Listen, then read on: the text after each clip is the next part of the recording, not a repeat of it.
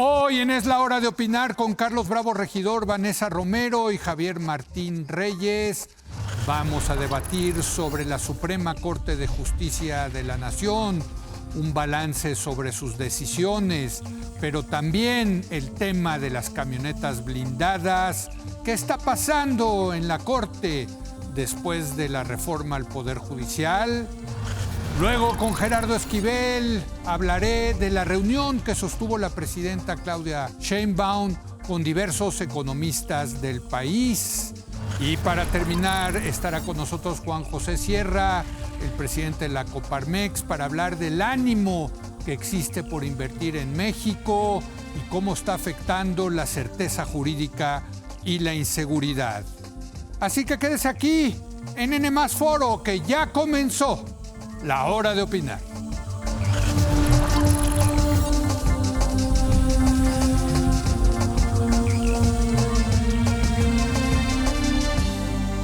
Muy buenas noches. La reforma al Poder Judicial sigue dando de qué hablar.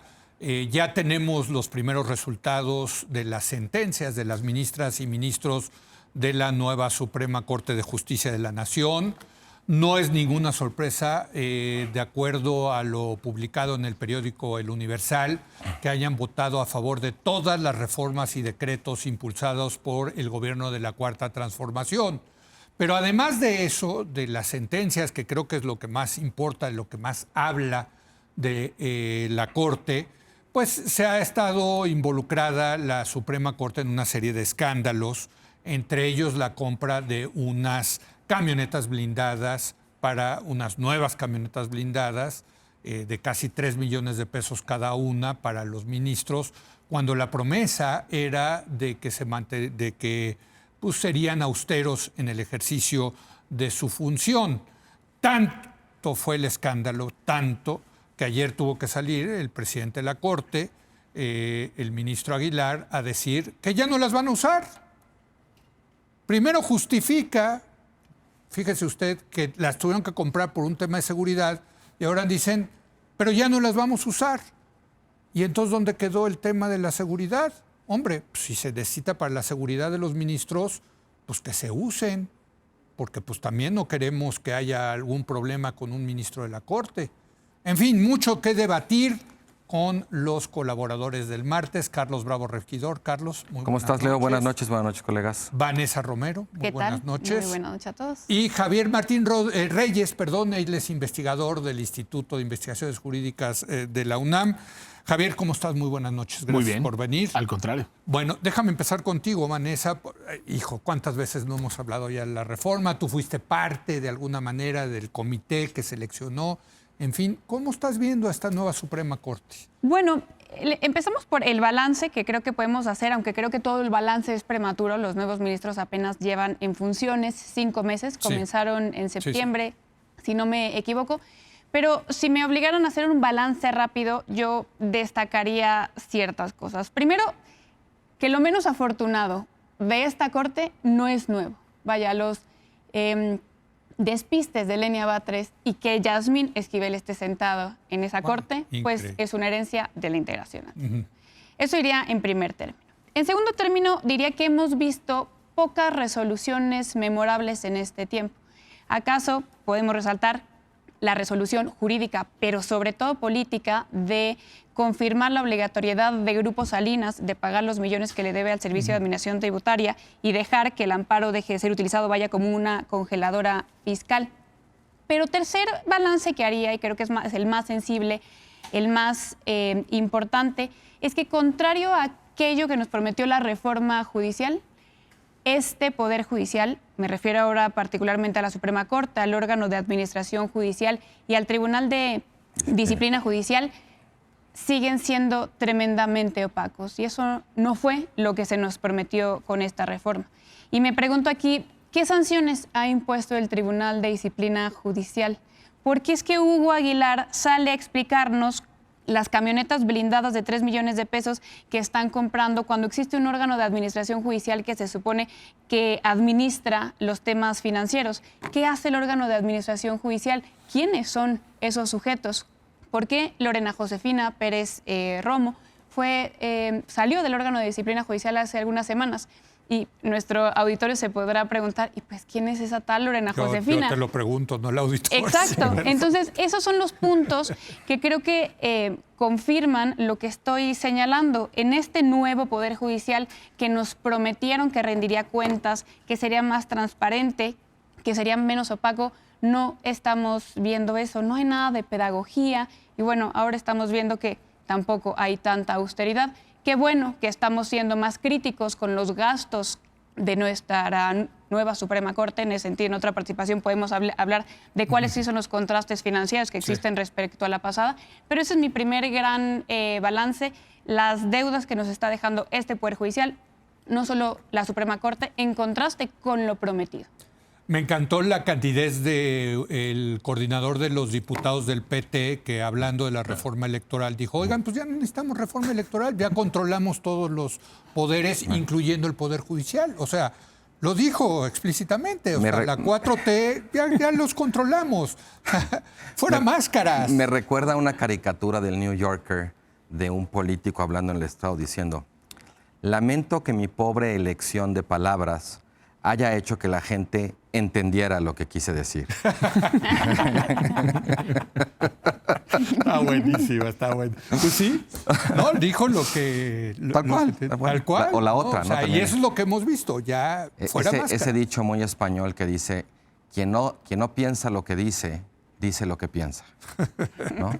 Pero bueno, a ver, yo creo que en efecto hay a mí, digamos, el balance me parece malo, pero diría que si lo medimos en función de las expectativas o del propio rasero que establecía la reforma, no debería ser un balance sorprendente.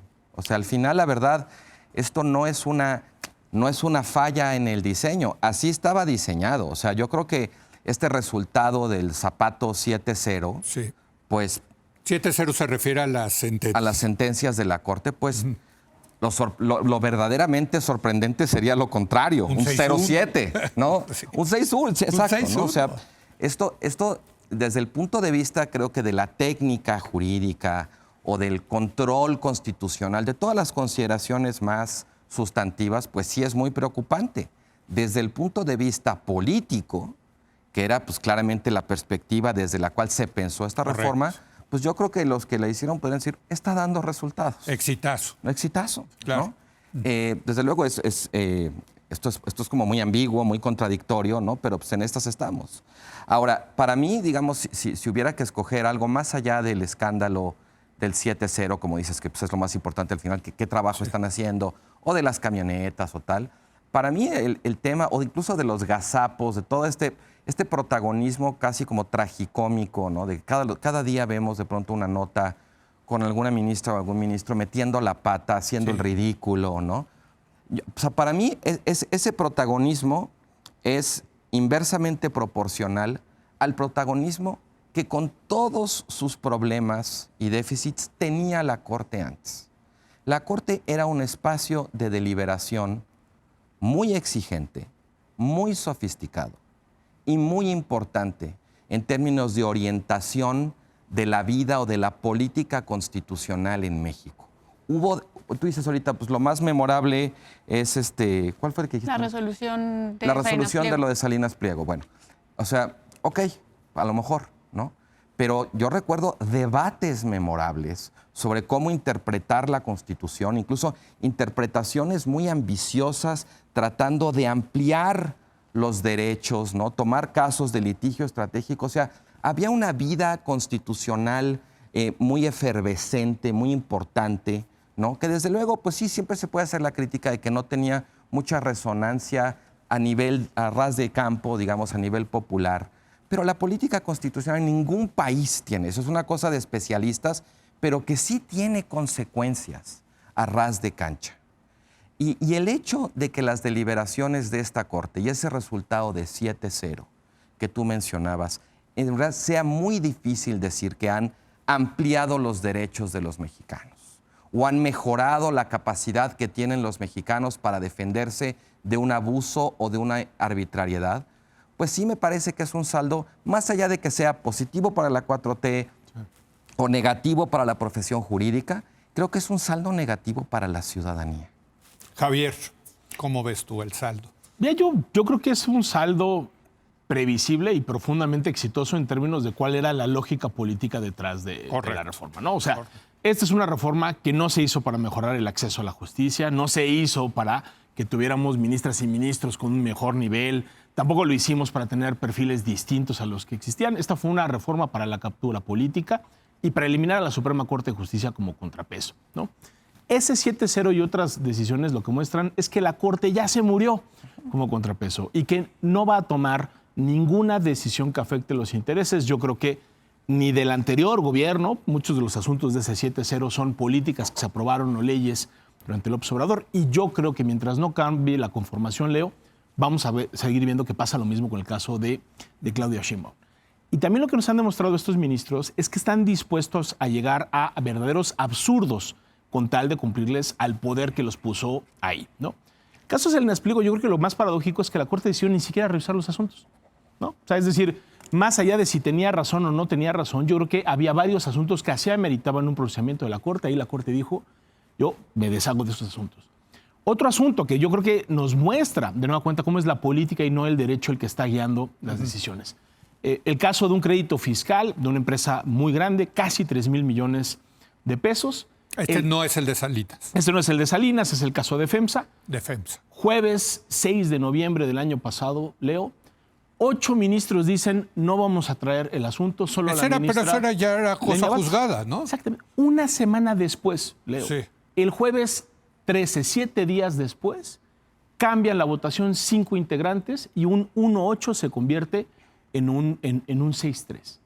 5 integrantes de la Corte con el mismo asunto, sin que hubiera ningún cambio sustancial, llegaron y cambiaron su voto cuando ya habían votado exactamente lo contrario. ¿Por qué? Pues porque lo político operó. Alguien les habló, alguien les dijo y no tuvieron ningún problema en violar ese principio de la cosa juzgada, ¿no? Entonces, ya abrieron esa puerta, esa ventana. Ya, entonces un asunto que la Corte ya había dicho se tiene que resolver en instancias inferiores, ahorita llegaron y se la quedaron. Ha habido otros asuntos de cosa juzgada, Leo, ¿no? Sí. Y habría que decirlo, todavía, más allá de ese caso de FEMSA, no hemos tenido todavía una decisión donde abiertamente reviertan una sentencia, digamos, firme, pero ya ha habido varios intentos. Te pongo un ejemplo. El presidente Hugo Aguilar presentó un proyecto donde quería echar atrás una decisión de la vieja Corte donde se había dejado de aplicar la famosa ley de la industria eléctrica, ¿no? Esa ley que le daba un trato preferencial a la Comisión Federal de Electricidad, sí, que fue motivo de muchísimos litigios en el Pleno, en las salas, que se tardó para muchísimo en resolver. Se resuelve con el voto de calidad, es decir, fue una votación empatada, 2-2 en la segunda sala. El ministro Pérez Dayán da el voto de calidad. ¿Qué es lo que sucede? Que se presenta un recurso de reclamación y el ministro Hugo López Aguilar, de nueva cuenta, con un argumento que es francamente absurdo, dice, ese voto de calidad pues es como una decisión de trámite. Y como el recurso de reclamación sirve para revisar cosas de trámite, yo le entro y revoco esa determinación que ya era definitiva. Por fortuna no logró la mayoría Hugo Aguilar, pero sí contó con otros 2 integrantes que votaron con él. Y la que claramente ha estado, insiste con el tema, es Lenia Batres, ¿no? Se presentaron otro tipo de impugnaciones, se quería echar abajo sentencias de la segunda sala de la integración anterior. La ministra... Bueno, pero lo que me estás diciendo es que si otra parte de la Corte sí está dispuesta a no llevar a un extremo este servilismo. Pues yo lo que te diría es, yo creo que cuando la Corte nos dice que 1 más 1 es 2, tampoco tendríamos que festejarles muchísimo. O sea, creo que es evidente que no se pueden resolver, ¿no? Razón, sí. En ese nivel está la vara, colega. Sí, entonces, está la vara. Es empírico. Ya cuando no votan una aberración, lo vamos a festejar, yo diría que tampoco, ¿no? Y otras decisiones también contrarias a derechos humanos, ¿no? O sea, es decir, se desaparece en el sexenio de López Obrador una garantía que tenían las víctimas, ¿no? Que estaba establecida en la ley de víctimas para que se pudieran pagar reparaciones. Eso le desaparece el gobierno de López Obrador. La Corte ya había dicho que era inconstitucional. El Congreso no le hace caso a la decisión. La Corte tenía la posibilidad de remediar. Un asunto que yo creo que podríamos decir que es de izquierda, ¿no? Yo creo que todos podríamos decir que repararle el daño a las víctimas en un país como México es claramente algo que tendrá que estar en el interior del gobierno.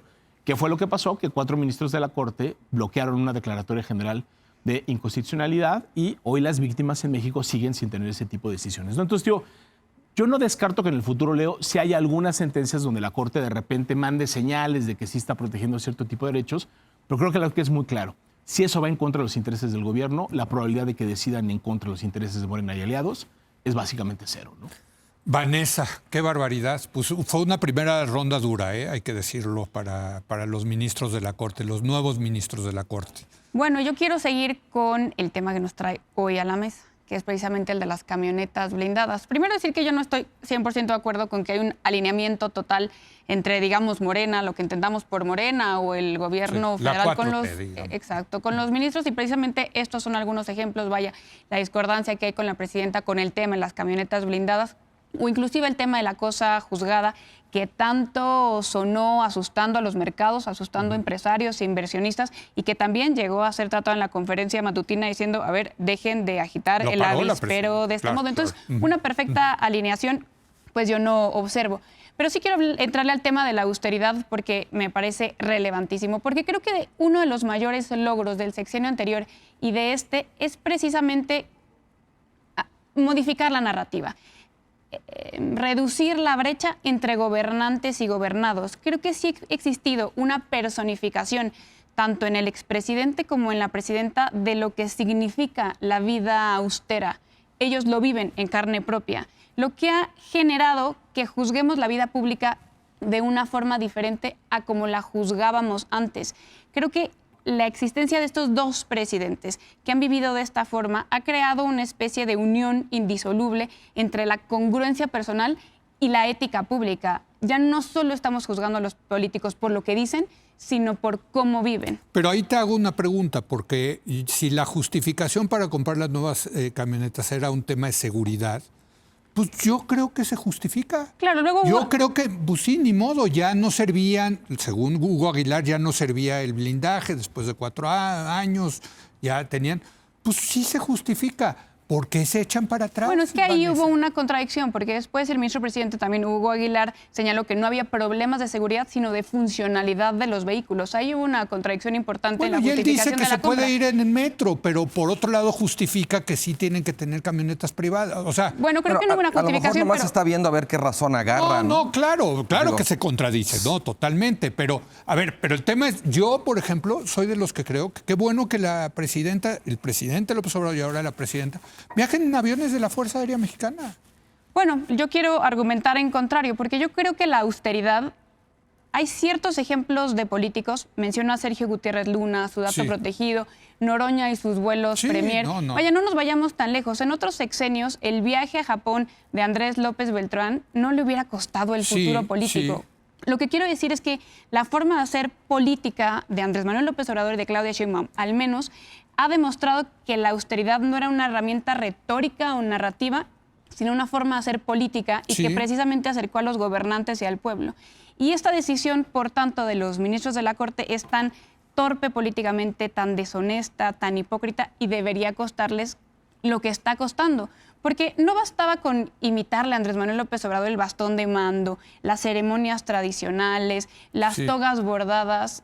El secreto parece que yacía en otra cosa, y era en la congruencia que le daba legitimidad a todo el proyecto.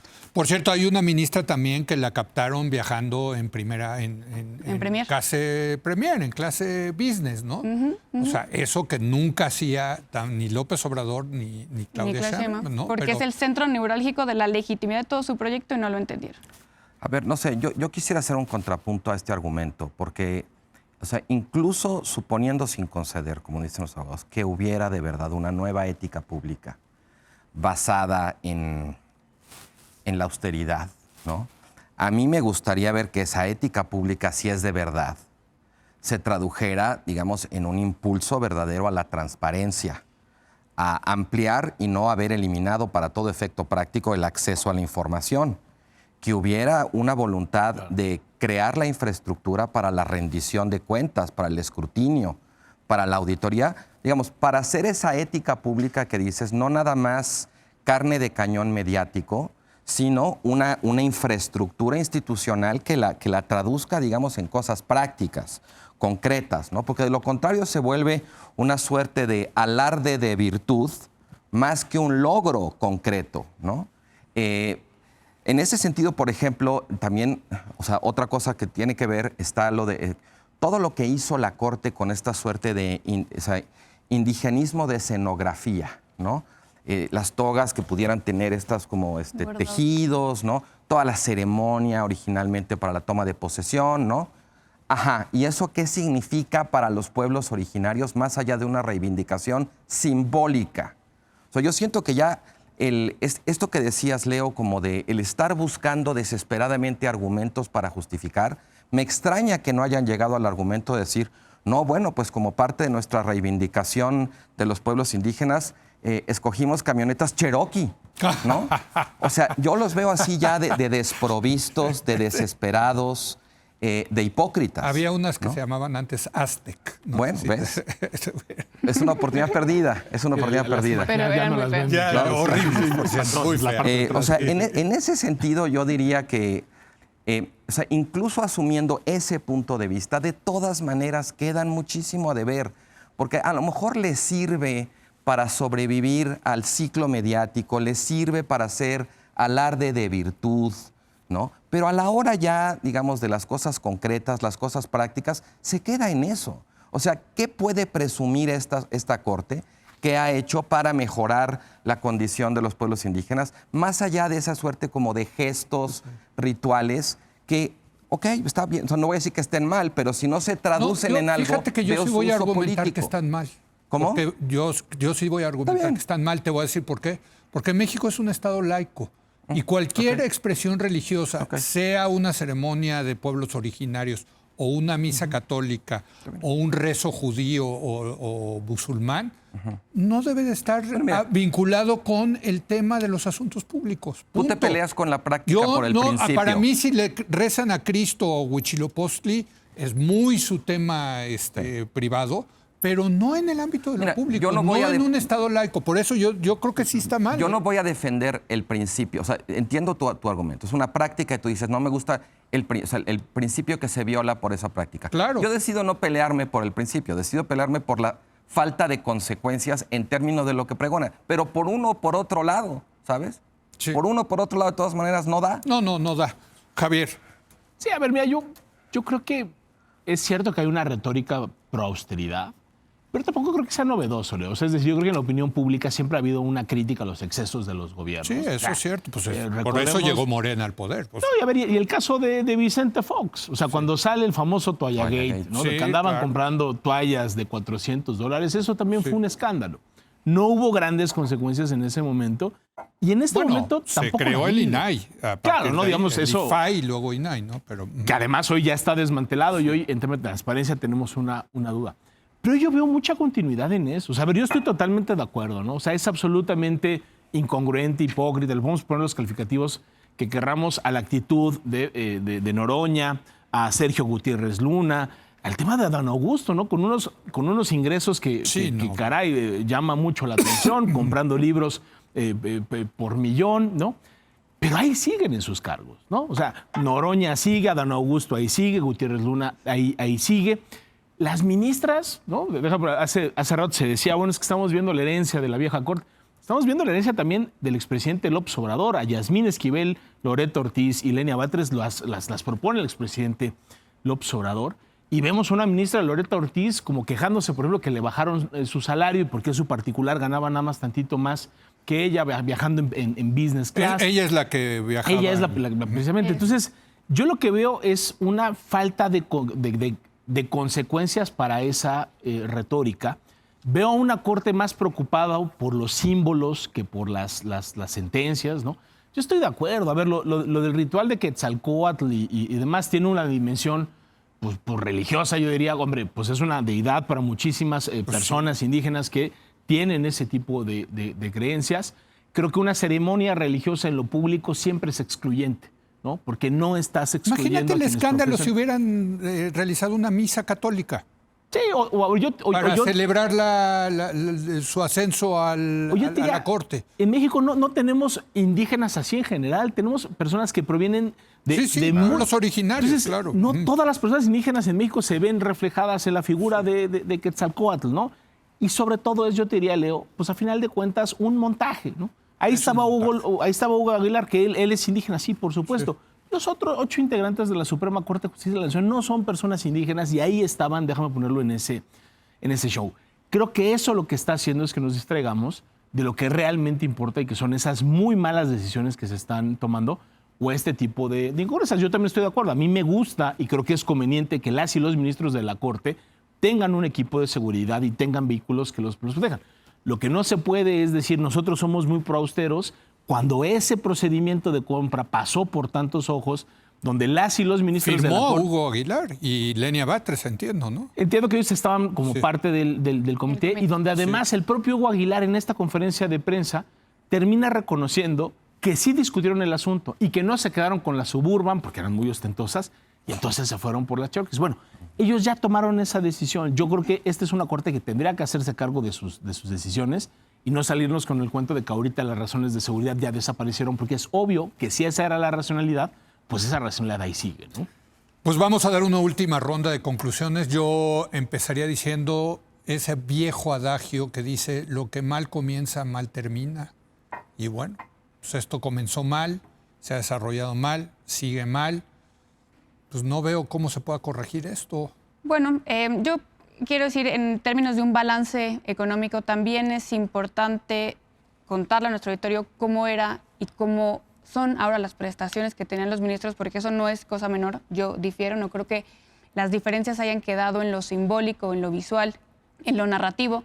Nada más para poner algunos ejemplos, un ministro de la Corte ganaba el doble de lo que hoy ganan y que sigue siendo mucho, por ahí de 110,000 pesos. Sus prestaciones eran del doble, tenía una prima de riesgo de 600,000 pesos. Vaya, las prestaciones eran insultantes para cualquier mexicano a pie, para cualquiera de nosotros. Medicamentos por 5.5 millones de pesos al año, lo mismo alimentos, 1.3 millones de pesos en telefonía. Vaya, eran prestaciones ridículas que hoy sí nos están recibiendo. Hoy en la mañana, en la conferencia matutina de la presidenta, hacía referencia a cuáles son los 59 de los creo que 145 servicios que recibían los ministros, francamente desproporcionales, como flores para los servicios funerarios, traslado para sus amistades, traslado de sus prendas de vestir y de su calzado para reparación, asistencia para hacer citas con American Express, unas cosas que verdaderamente eran inexplicables. Y recordar que de esos excesos venimos corriendo, que esos excesos fundaron el entusiasmo por la reforma judicial y bien harían los ministros en no olvidarlo. Y también una diferencia... Pero ahí entra la condición humana, ahí entra ya, pues, ve a Noroña. ¿No? Que no quiso pagar 7 pesos por entrar a un baño público, ¿no? Y ahora pues se jacta de viajar en clase premier a Europa. Y otra diferencia, Leo, que no es menor. Humana. Vaya, recordemos cómo respondía el Poder Judicial, particularmente la Suprema Corte, en el sexenio anterior ante los intentos de reducir sus privilegios. Recordemos cómo no se quisieron bajar el salario, recordemos cómo se atrincheraron ante la eliminación de sus fideicomisos, cómo eso fue amparo tras amparo para proteger sus privilegios. Sí hay una diferencia, al menos en ese sentido, con la Corte actual, que ante el juicio de la opinión pública reculan. Y claro que aquí no se le va a aplaudir Ahora, a nadie yo te por podría recular, argumentar que analítica. Esta Corte es la más cara que nos le ha costado la historia porque no sirve para nada. Entonces, pues nos podríamos ahorrar, como no, bueno, pues sí, a ver, si todos los casos que pone el gobierno los va a ganar el gobierno, pues ahorrémonos la Corte y cerremos. Pues si nos vamos a términos financieros, nada más con lo que va a pagar Salinas Pliego, a lo mejor ahí salimos tablas. Fíjate que yo te tomaría lo de hacer el análisis económico, pero al revés. O sea, incluso admitiendo que esos excesos o esa opulencia eran injustificables, no estoy seguro que hacía falta destruir al Poder Judicial o someter a la Suprema Corte para ganar lo que dices que se ha ganado. Y está el costo, no solamente de lo que dice Leo, de que pues, para juzgar siempre a favor de gobierno, pues ya que sea una oficialía de partes, no un poder de la Unión, sino también el impacto económico que ha tenido la incertidumbre jurídica derivada de la reforma judicial. O sea, sí, me parece muy bien, podemos hacer esa cuenta, ¿no? ¿Cuánto se ahorra? ¿Cuánto cuesta? ¿Cuál es el costo vía, digamos, el impacto en eso? Y yo creo que en términos de dinero constante y sonante, es muy mal negocio. Para los mexicanos, toda la inversión que deja de llegar, digamos, toda la gente que se la piensa 2 veces antes de quizás hacer un proyecto, porque qué tal siento en un pleito con el gobierno y lo voy a perder. O sea, realmente, más allá de la discusión, digamos, jurídica, más allá de la discusión ética, ¿no? Hay un costo económico que estamos... Desde luego que la economía mexicana, las razones por las que no crece son muchas, ¿no? Venimos de 6 años de prácticamente nulo crecimiento, la incertidumbre que crea Trump, pues hay muchas cosas, ¿no? Estamos desde hace muchos años en la trampa del crecimiento medio, ¿no? Pero este impacto que tuvo la reforma judicial para nada ayuda a salir de esa inercia, al contrario. Entonces, incluso diciendo, ok, vamos a medirlo en pesos y centavos, yo creo que de todas maneras terminamos perdiendo. Un último comentario. Yo creo que en pesos y centavos perdemos por 2 razones. La primera es que es una corte que resuelve menos asuntos, Leo. Hay algunas métricas... Pero ayer decía Hugo Aguilar que al revés, que estaban decidiendo más. Están resolviendo más por sesión, pero como le quitaron los 2 grandes motores, que eran las salas de la Suprema Corte de Justicia, están chambeando más, pero a lo menso, porque ahora tienen que revisar todos los asuntos de todos los ministros, porque es un pleno nada más que funciona con 9 y que delibera mucho más lento. Es más ineficiente. ¿No? Es más ineficiente. Entonces, incluso si sacáramos número de asuntos resueltos en total, en el viejo modelo versus el nuevo, incluso con los descuentos que podría haber, porque si hay cierto tipo de ahorros, creo que nos saldría más caro. Pero lo más importante, Leo, es precisamente lo que ya mencionaba Carlos. Esta corte lo que está generando es inseguridad jurídica para todos, ¿no? Piensa tú nada más en las empresas. Las empresas, cuando están en un escenario de mayor riesgo y de falta de certeza, lo que hacen es trasladarle ese costo a los consumidores. ¿Por qué? Porque el costo de hacer negocios en México es más alto. Sí. Ese tipo de decisiones de la cosa juzgada, lo que pasó con FEMSA, los otros intentos, lo que le están haciendo a las empresas es que les dan un ambiente donde van a tener que prever, ¿no?, mayores gastos de litigio, de cabildeo, eventualmente de indemnizaciones, y todo eso nos va a costar más a nosotros. O piensa en las víctimas. Hoy las víctimas en México, por esas decisiones de la Corte, tienen menos recursos para que se les pueda reparar el daño, ¿no? O pensemos en las minorías parlamentarias, ¿no? Esos criterios de la Corte que antes decían que las leyes no se podían aprobar en fast track y se tenían que respetar ciertos principios, hoy es un criterio que está desapareciendo. Entonces, sí creo que el mayor costo que nos está dejando esta reforma judicial, que estuvo muy mal diseñada, es que el aparato de justicia deja de ser un mediador creíble para resolver los conflictos sociales y todos vamos a tener que gastar en otro tipo de vías alternas que pueden ser mucho más costosas y mucho más inseguras, ¿no? Pues yo empecé, bueno, de la ronda pasada diciendo lo que mal comienza, mal termina. La verdad nunca me imaginé que iba a ser tan rápido este desgaste de la Suprema Corte, de esta nueva Suprema Corte. Y pues lamentable otra vez tener que ver, la verdad, a la presidenta de tapadera, de pararrayos, de una clase política pues que no acaba de internalizar ese objetivo muy loable, muy noble de la austeridad, yo creo, claro, ¿no? Claro. La verdad, digo, no sé qué tanto la presidenta está en el ánimo de tener que andarle limpiando la cara a todos estos personajes impresentables, ¿no? Pero bueno. Pero ya tiene bastante experiencia. Está agarrando callo, sin lugar a dudas. Gracias, Javier. Gracias, Vanessa. Gracias, Carlos. Hacemos una breve pausa. Voy a platicar con Gerardo Esquivel. Él estuvo hace unos días con la presidenta Claudia Sheinbaum en una reunión de economistas y quiero que nos platique qué es lo que pasó en esa reunión. Regresamos en un momento más.